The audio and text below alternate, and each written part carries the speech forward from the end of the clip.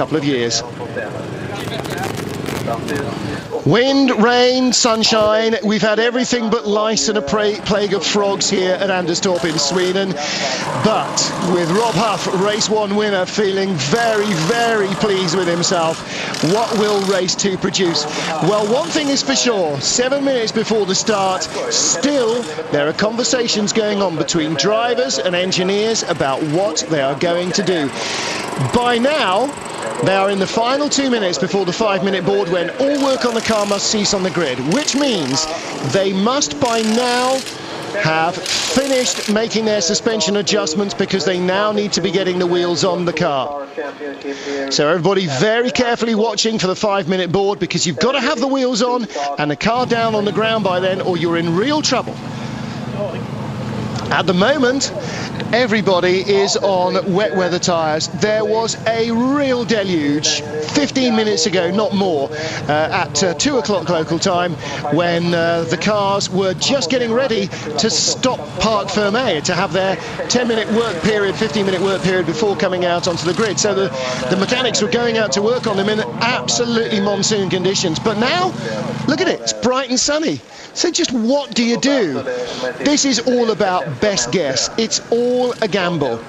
And for some, the gamble worked out. It's all about how fresh your wets are, how old your wets are, tyre pressure choices, springs, dampers, roll bar adjustments.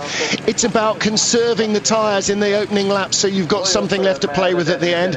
It's about the vagaries of the weather. It could hardly be more vague if we're in the Eiffel Mountains or the Ardennes at Spa-Francorchamps or at the Nürburgring.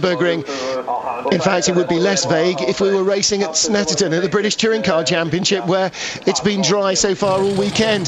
Bizarrely, for a British summer that's been, if anything, wetter than here in Sweden. And the Swedes have had a wet time. Paul Ridgway there, the GR Asia team boss, with Tom Coronel. Now, Tom, 4th in the first race, so he lines up 5th on the grid. Talked to him a minute or two ago, and he was saying it was all about keeping the tyres alive. They used very well-worn wet weather tyres. They had about 4 mil of tread pattern on compared to about 8 mil on a brand new tyre, but they'd been heated up, cooled down, heated up, cooled down, heated up, cooled down a few times during qualifying, and that cures the rubber. It makes it harder. With a fresh wet weather tyre, you can stick your thumbnail into the rubber. It's not as soft as chewing gum like a hot slick would be, but it's certainly pliable. You can push your finger in. It's like very dense foam. But with the tyres on Coronel's car, much, much harder, much more resistant at the end of the race to overheating, which is what happened to a few of the cars. Jordi Genet was the example I gave you, who'd started on fresh rubber, and as the track dried, the temperatures just went over the top, over the 100-degree mark, which is really the safe cutoff for these Yokohama Advan tyres. And as a result, Genet just tumbled down the order in the most dispiriting way imaginable. Well, what about the man on the front cover then of the newspaper here, issued to all the World Touring Car fans, Ricard Rydell? Well, he looked for a while as if he might even go out and win the race. He was challenging for 3rd and 2nd place, but in the end, as his tyres gave up and his performance dropped, then he allowed his teammates, Rob Huff was already in front, but he's allowed his teammates, Nicola Larini and on the last corner, Alain Menu, to slip by him and onto the front row of the grid for race 2. So we've already had Chevrolet claiming 2 race wins in a weekend, and there is every chance that it might happen again. Well, Alain Menu, of course, is the season's most winning driver. He's already had 3 victories. Closest rivals in terms of numbers of wins have been Jörg Müller and Augusto Farfus and James Thompson with 2 apiece. But can Menu push it out to 4? Or will Nick finally break his jinx? We've had 1 first-time winner from Chevrolet with Rob Huff. Will Nicola Larini claim his first win of the season and break his duck for 2007? Well, frankly, any scenario that you think of is possible here. Now then, somebody who is having a bit of a punt is Yvan Müller. Yvan Müller has put slick tyres on the car, and when you say that's a bit of a gamble, Muller is starting third on the grid, so Muller's already got a really good shot now of being on the podium. What about Genet? Let's have a look. Let's shield the screen, see if I can look in under the wheel arches. Just talking to him a few minutes ago, I said, from where you are on the grid, if it's going dry, are you going to gamble? He said, yeah, sure. Gamble. What's there to lose? From 18th, you've got no chance. But Ivan Muller, third on the grid on slicks, that's a big gamble.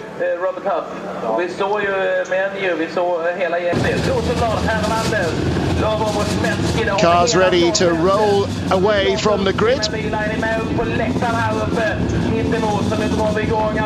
So we have quite a number of cars at the front of the field on slick tyres. Our front row, Alemeniu and Nicola Larini on wets.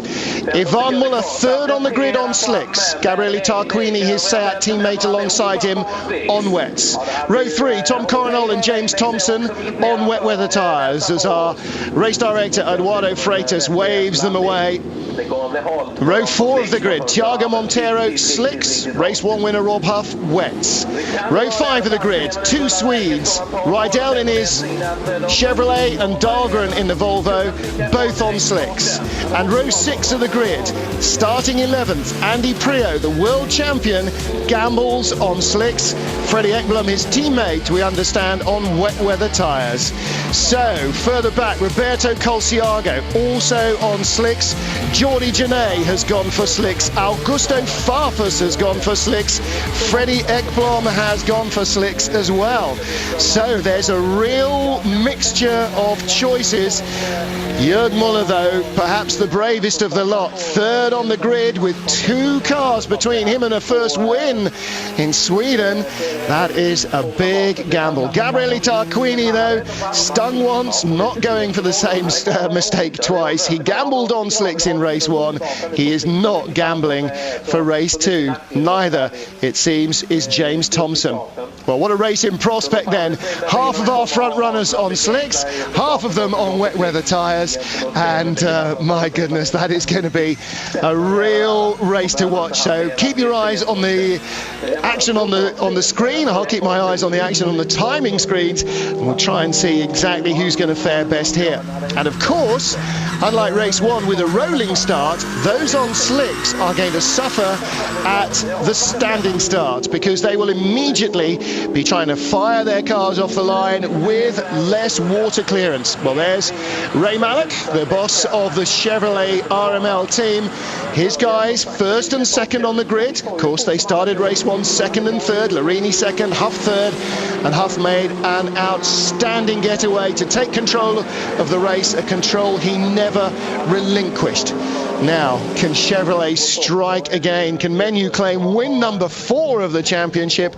Will it be win number 1 for Larini, or will it be somebody else different entirely? Well,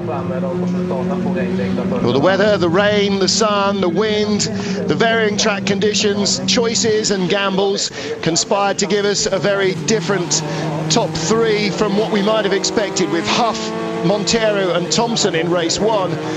Race 2 can only provide more of the same.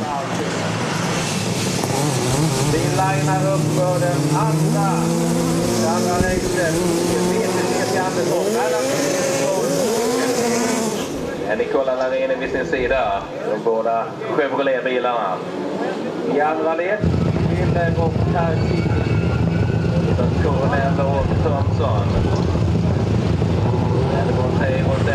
Cars on the grid, ready for round 14 of the FIA World Touring Car Championship at Anderstorp in Sweden. Gamble on the grid between wet weather tyres or dry weather tyres. And the gambling, it seems, may not be over. Some teams already on the pit apron before the start of the race, with slicks ready for their wet shot drivers in case they change their minds. Ready to lead us away then into the second half of the season. Alemeniu and Nicola Larini for Chevrolet, first and second on the grid. Behind them, slick shot Ivan Muller in in third, and Gabriele Tarquini, like the Chevrolets, on wets in fourth. Coronel fifth, Thompson sixth. All on wets, away they go. And that's not a bad start from Ivan Muller in the TDI. The diesel-powered Seat loses one place, but only one away from the start. BMW around the outside. Is that Andy Prio?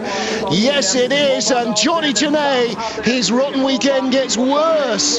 He's left standing on the start line. He's revving the car furiously, and eventually does it get away? Well, Prio made an electrifying start on slick tyres on board with Gabriele Tarquini.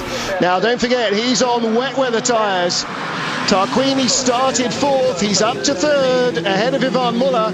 But will Muller be the man, the second of those yellow Seats, whose gamble works best? Look, coming up from behind, that's Huff. There's Rydell on board with Thompson. Well, that is the Chevrolet right in front. And you can see Huff trying to go by Coronel as Coronel goes inside Muller. Don't forget, Ivan Muller looking for the dry bit of the racetrack with his slick tyres. Tom Coronel on wets. Muller's running out very wide. Through goes Huff. Is that Huff or Rydell? We'll have to wait in a minute. It looks like Huff. Rydell was down in 9th place at the end of the straight with Thompson. Huff going inside Muller, so Muller's losing a couple of places. But with 13 laps of this race, some 25 minutes of racing, it looks as though only time can stop Ivan Muller rising back to the top. That might have been a very inspired gamble, and he'll take the hits now. He'll suck up the body blow punishment. See, Huff has barely got by him yet. 4 corners in, and Thompson can't get past either. And their tyres, their wet weather tyres, will not last unless it rains again. So Ivan Muller at the moment may be going backwards, but he is certainly looking like the man who may have made an inspired choice here. And Muller, winless so far this season, is looking to turn that around. Race leader is Nicola Larini from Alain Menu, with Tarquini challenging, and look behind, look at this bottleneck with Rydell, Montero, Prio coming through. Luca Rangoni was the next BMW. Then Freddie Ekblom, Stefano D'Aste, Robert Dahlgren, Pierre-Yves Courtals, the Independence man who's second in the race at the moment. And where are the BMWs of Jörg Muller, 17th, and Farfus 19th? So again, Prio's gamble on slicks looks like an inspired choice and might yet yield him the championship lead heading away from Sweden. Well, there's Ivan Muller behind James Thompson at the end of the first lap in 7th place, but only 7th place. And look at the gaps that are opening up already, and look at the challenge for 2nd place. Menu defending hard. Tarquini has got the advantage though, but they're both on wet weather tyres. So they'll be looking for some water very soon. And look at Menu's car. Front end slides away, tail end tries to break away as well. Of all the cars, I understand that the Chevrolet is the most nervous to drive. It's got the most twitchy rear end, and it certainly looked as though Tarquini was much better planted. Coronel 4th. There is Huff up to 5th, our race 1 winner. Thompson going with him. And I wonder what Huff's got on in terms of tyre, how old it is, how new it is. Is it the tyre that won him race 1? Is it the tyre that he qualified with to go 3rd on the grid? Is it the same set of tyres? Have they just swapped them side to side or front to rear? Well, those are the sort of questions we only find out afterwards. You'd have to be an inspired judge of temperatures, pressures and tyre wear to guess it around here, and I'm afraid even the teams themselves aren't that inspired. 2 laps in, Larini leads for Chevrolet, Menu second for Chevrolet, and it's Tarquini's challenge fading already. Coronel on his own in 4th, did a superb job of preserving his tyres in race 1, hanging around on the fringes of the top 8, and then in a couple of laps made up 4 or 5 places. Now Prio slipped back down into the pack. There's Rangoni, and behind him is Rydell, D'Aste, Montero, and Prio's down to 12th. So Prio was 8th on the first lap, on the second lap, 7th in fact he was. No, he was in 8th place, but now he's slipped down the order, so he's obviously been eased out onto a patch of water, but now he comes back by Pierre-Yves Courtals. Look further back, there he is on the right hand side. As we look back from Rob Huff at James Thompson, Prio goes back past Courtals, but that would still only put him up into 12th place, and Courtals has the inside line. Can he get the Seat stopped? Yes he does, with Tomo making the move on Huff, and this is the move for 5th place. Outside, inside, outside. These two are going to have a good race. Oh, and Huff slides out very wide. Thompson able to hold a very tight line there, just a little slower in, and that pays dividends. Huff will have been fighting the understeer, and as soon as the car decides to slide off the line there, you can't get on the gas. Looking back, there's Thompson, there's Montero. It's all very close. Now, I beg your pardon, that's Rydell looking back at Stefano D'Aste. Well, there is, no, it is not. There is Montero going around the outside of Pierre-Yves Courtals. So the order changing by the corner as drivers find grip, lose grip, tyres come in, tyres go out. Courtals defending hard on the inside. Montero can't quite get around. Well, there's the Hexagon Engineering Garage cheering him on. Come on, come on, come on. Of course, he's not going for overall victory. He's going for the Independence Trophy points. And at the moment, he has an 8-point lead over Luca Rangoni and Stefano D'Aste, who are joint second in the series, with Rangoni having claimed victory in the first race. Tielemans gives a little push, and Tielemans is coming up the order fast as well. Well, what a huge battle going on here. Behind Rydell in 10th, it's anybody's race. Courtals 11th, Montero 12th, Prio 13th, Tielemans 14th, Prio on the outside again. Thompson again back to the battle for 5th place, chasing Rob Huff. Larini and Menu still lead from Tarquini and Coronel, and this is the battle for 5th. Well, Huff keeping a very tight defensive line, but Thompson is all over him. Thompson in race 1 was saying how exciting it was to drive a car that's quicker than anything else out there, and Nicola Larini will certainly know what that felt like from Alfa Romeo's heyday a few years ago. But Thompson in these conditions has really got a car that's the equal of pretty much anything. Look at that, wheel-to-wheel racing with Rob Huff. Plenty of room given by each driver. Just a foot or so is all that you need to give the driver racing room. Now Thompson again holding the tighter inside line. Oh, just a little rub between them as Huff has to come back down. Now, how much will this kill their tyres? Look in front of them. Coronel not escaping, but Tom may just be looking in his mirrors and going, boys, boys, boys, wait till your tyres are gone and then just watch me disappear.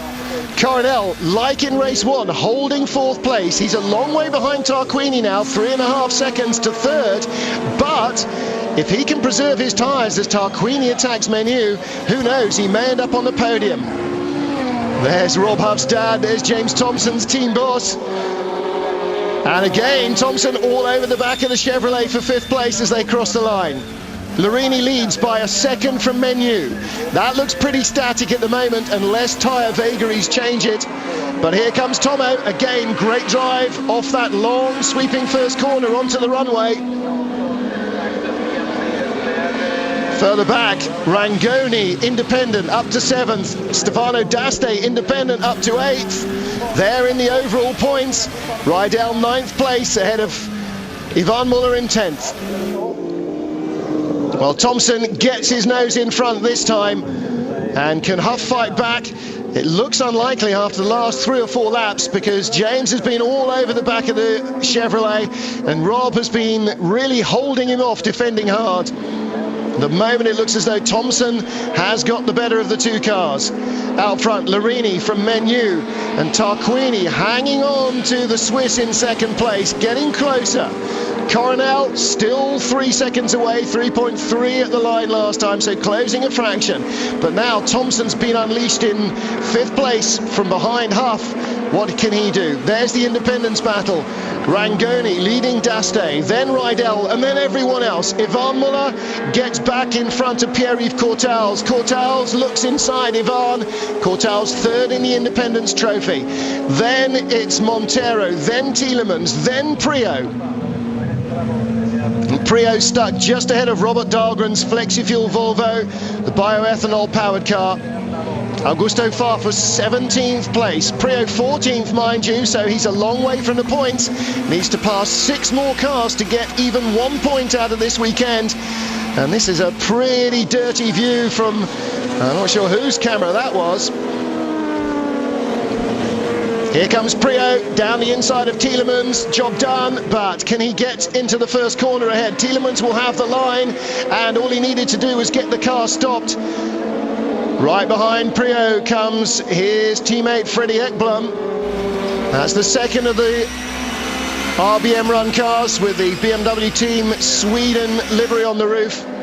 And down the straight they come, leading the charge is Courtaulds, Tielemans the red car, the two RBM BMWs on the outside line. And look at the tow that Ekblom's getting right up behind Prio, and releases Prio to go by Tielemans. Tielemans has to try and defend and slot in between the two of them.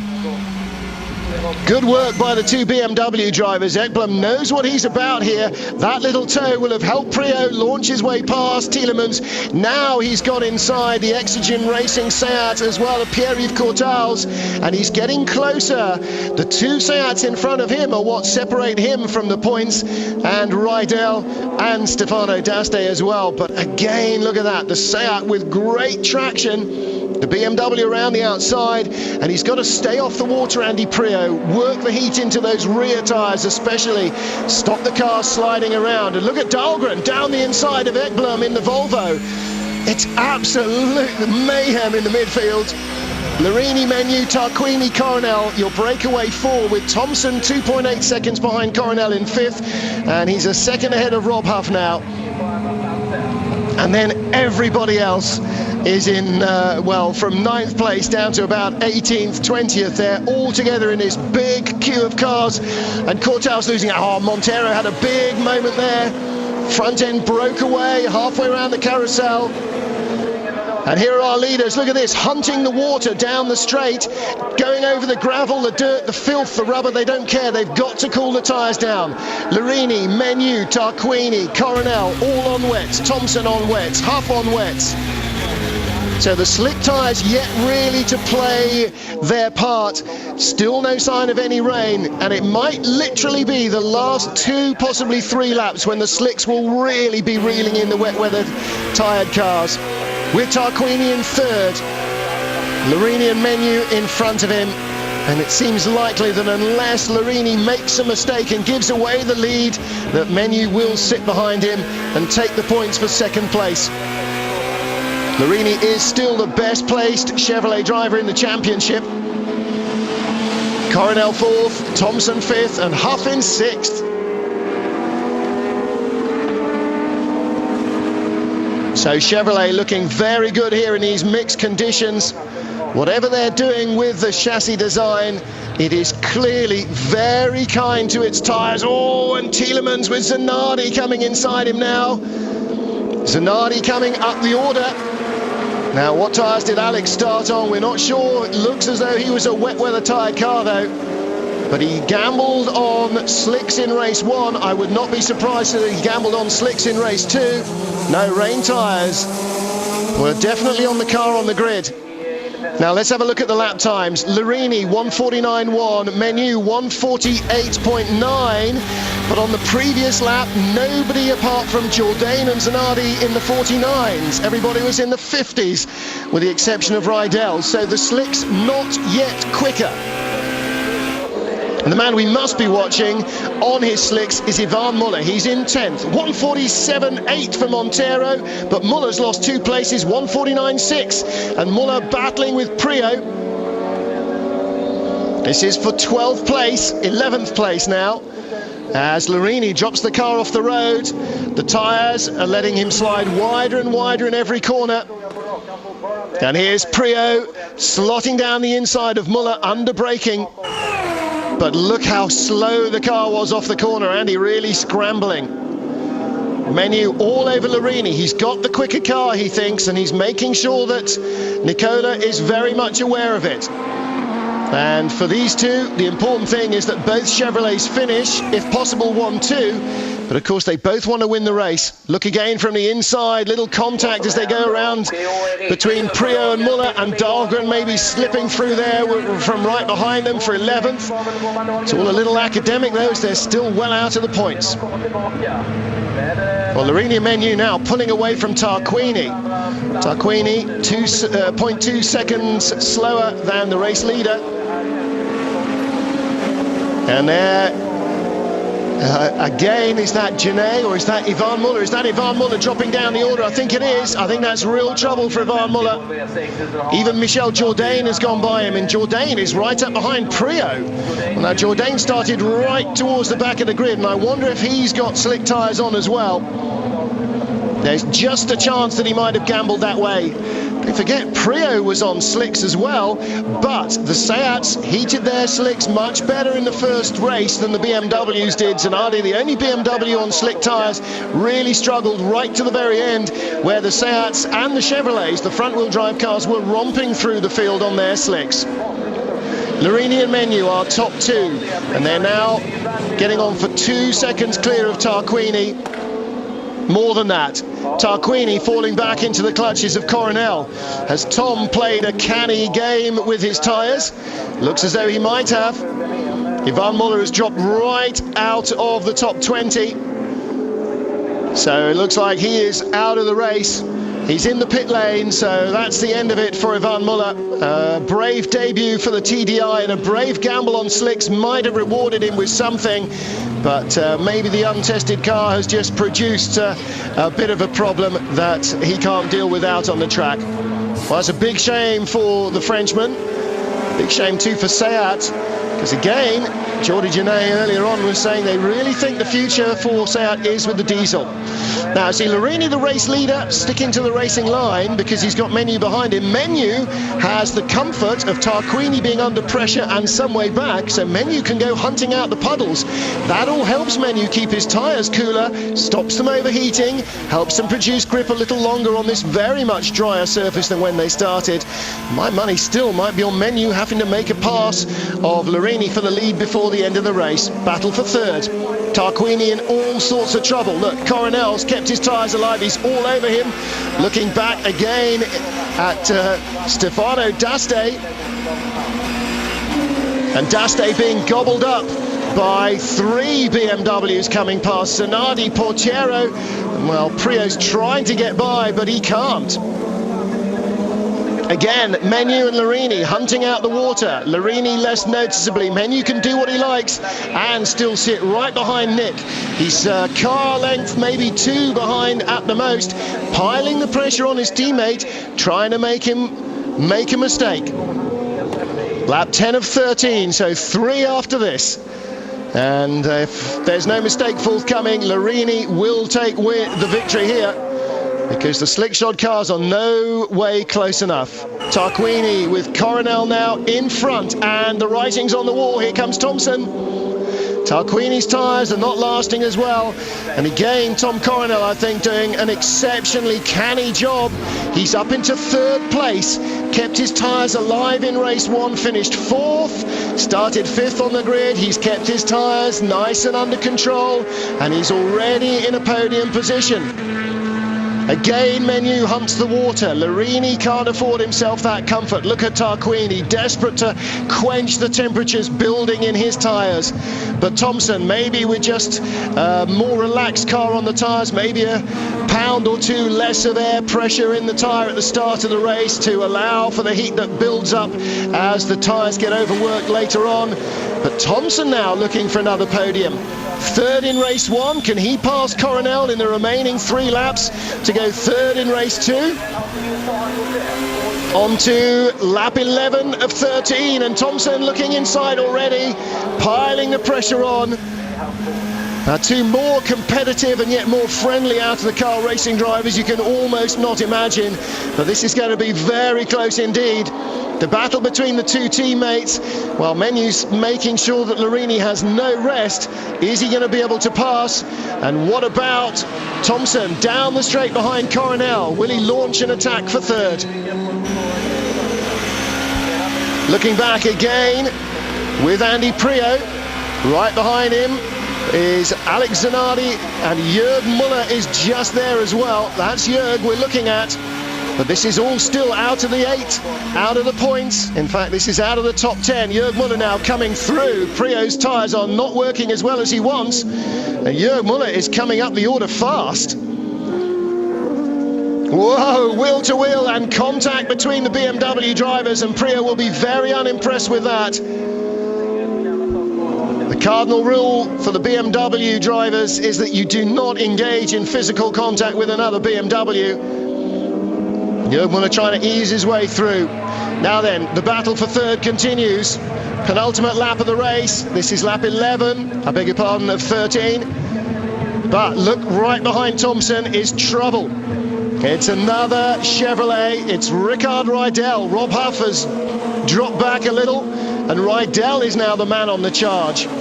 So Rydell's slicks are coming in, and coming in hard. 1:43.9 his last lap, 1:47.9 for the race leader.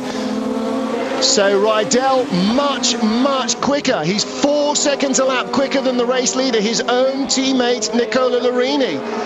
Surely are we going to get a podium full of Chevrolets? Yes, he's gone by Thompson, and he will gobble up Coronel. It's a front-wheel drive slick shod cars track right now, and again it's going to be 2 laps too short to save the BMWs, but Rydell may yet be on the podium, may yet make it a 1-2-3 for Chevrolet. Larini and Menu, this is the battle for third. Coronel third.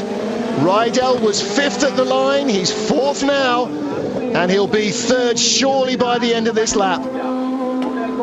The slicks were so much quicker last time. Look at the traction off the corner. Coronel's car is sliding out wide. He daren't get on the throttle as early, and Menu just drills it off the corner, and the slick tyre grip just pulls him past Coronel without so much as a by your leave. So it is now Chevrolet 1, 2, 3. After sacrificing a place in the points in race 1 for the team, Rydell is going to be on the podium in race 2. Well, now with Huff down in the points but unable to contest, Rydell is free to drive up to 3rd place. What he will not do is take championship points away from his teammates. Look at Montero now all over the back of Rob Huff. These were the guys that were 1st, Huff, and 2nd, Montero in race 1, and Montero desperately wants to work his way back into it. He's got slicks on. Huff doesn't want to let him through, of course, because these guys are battling in the championship, but he can't help it. There's nothing he can do. Montero can drive inside, outside, underneath, over the top, whichever way he wants. Last lap, Chevrolet 1, 2, 3. Slickshod Rydell will be the rear gunner. He'll hold off Coronel or anybody else who gets close to his teammates in front. And I don't think the Menu is now in the position to make a pass. And Larini is out front and on his own. And certainly Rydell will not make a pass on Menu or Larini. He really won't, because although he's happy to defend and happy to pass all the other cars in the field, he will not take championship points away from these 2 guys. Well, Rydell on the inside of Menu. No, Rickard, no. That's not the way to complete your job resume. Well, Menu should be in 2nd place. He's not. Rydell is in 2nd. Menu is in 3rd. I'm surprised that the RML team are allowing him to take points away from Menu. As Prio has proved over the years, every single point in every single race could mean the difference between winning the championship and not. And that might be critical at the end of the season for Menu. Further back, Montero with slicks around the outside of Tarquini on wets. And surely Rydell's allowing Menu. No, he's not. Rydell is being allowed to win the race. No, Larini outbrakes himself in the final corner, and Rickard Rydell wins in Sweden. He's going to take the victory that was denied him as a Volvo driver in 2002 when he lost the lead of the race on the last lap. Rickard Rydell comes home at Anderstorp to win the most dramatic finish in round 14 of the FIA World Touring Car Championship. Victory for Rydell, 2nd for Larini, 3rd for Menu against the pit wall for Tom Coronel in 4th, 5th place for Thompson, 6th for Montero, everybody else in 7th. Even the timing and scoring can't keep up with it. It's kind of crashed. Tarquini 7th, Robert Dahlgren in 8th place, but the point will go to Augusto. Jörg Müller, Augusto Farfus, the timing and scoring can't make up their mind who was 9th, because Dahlgren is not registered for the championship because the car is not homologated for the FIA Championship.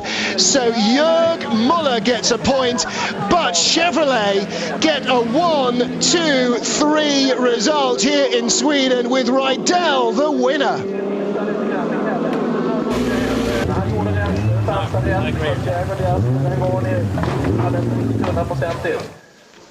Well, here's how it happened then.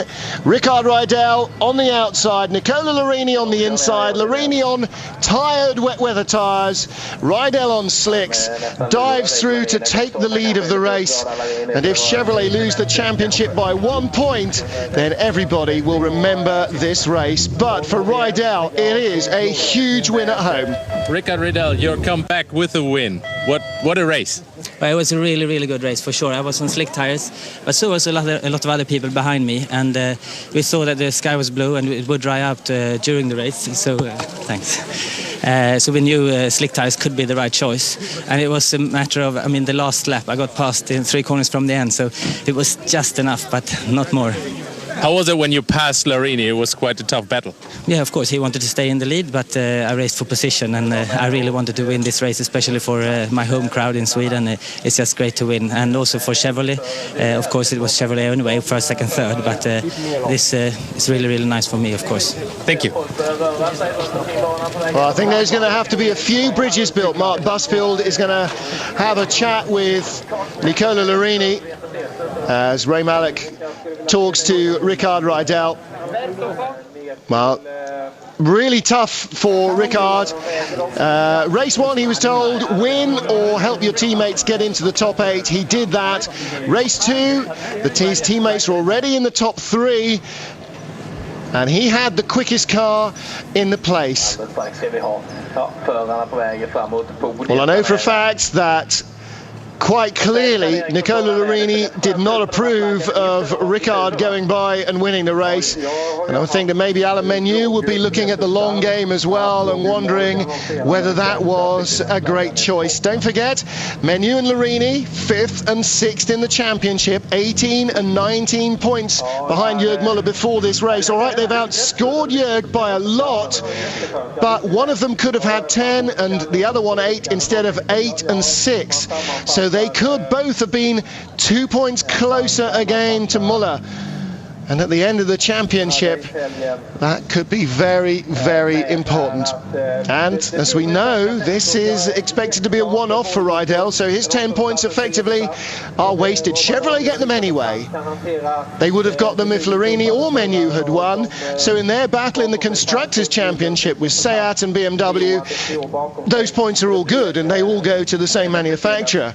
But it's the Drivers' title that is going to be so difficult to win, and has always been so difficult to win, and you can't afford to have non-championship contending teammates taking points away from you. And that's why Larini is livid. He has been in this business long enough to understand that the team has to support the championship contenders. And Rydell, it's clear, is not one of those. And without, again, wishing to rain on his parade, it's a great, joyous win for Rydell, but it's already starting to leave a bitter taste in his teammates' mouths, and Larini is all but inconsolable. Menu clearly not happy, and Ricard will feel like a pariah now, a man. Although the team will obviously congratulate him, he'll certainly not be able to talk to Larini on the way home. So Müller then, with he should get a point for 9th place because Dahlgren does not. So I think those scores are wrong. Müller will have 59 points ahead of Farfus and Prio on 56 each. The rest should be right, with Larini closing the gap on the BMW drivers ahead, with Menu closing the gap on the BMW drivers ahead, and the rest of them. But, well, Rydell's 10 points in the end won't make an awful lot of difference to him at the end of the season, but those 2 lost points for Larini and the 2 lost points as well make a difference perhaps to Alain Menu.